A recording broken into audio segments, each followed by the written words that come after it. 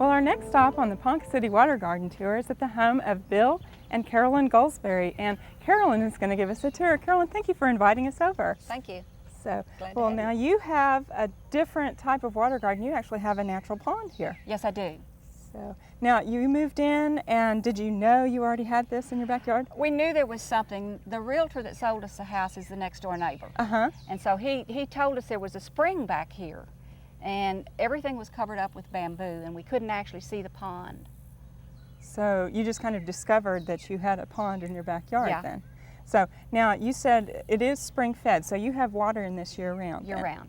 That's very nice.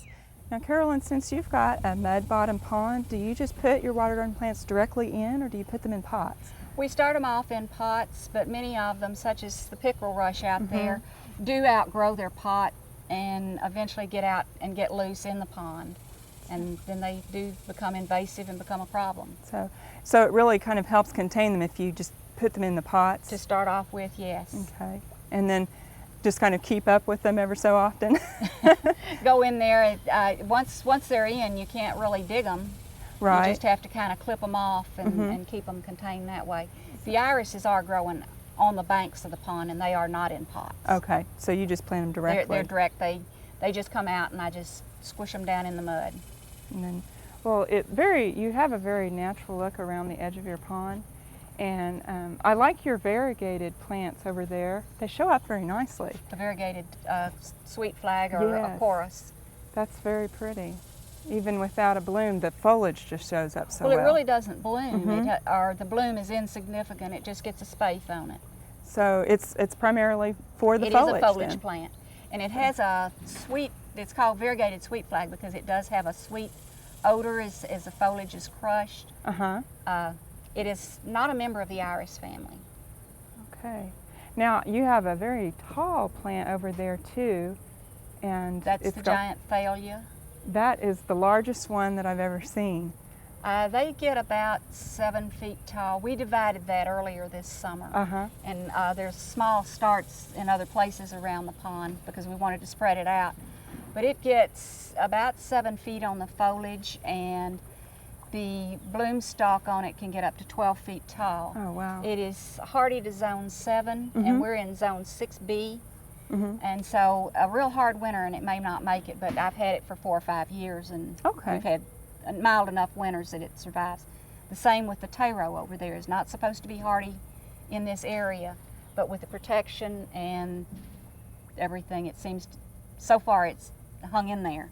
I would think with your larger body of water, you'd have better luck that way. I think so, because on my irises that are on the water, I'm about a week ahead of everybody else for the same varieties. So, okay. Now around your pond area, you've actually got some plantings of, I noticed back here, we have some beautiful hostas.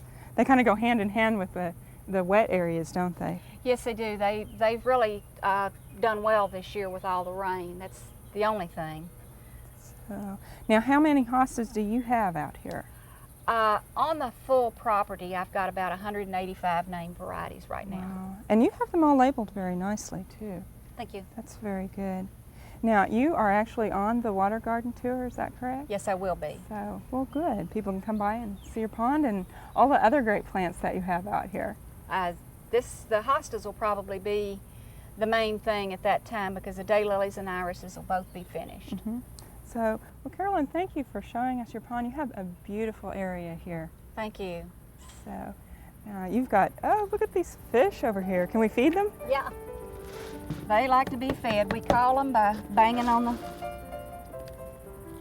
Really, you don't have to call them too much. They seem to know when there's food available. Wow. It's better than the pond plants to eat.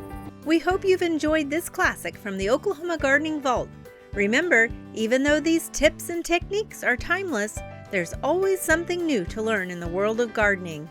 By subscribing to both Oklahoma Gardening and OK Gardening Classics, you'll have access to a wealth of gardening knowledge, both classic and contemporary.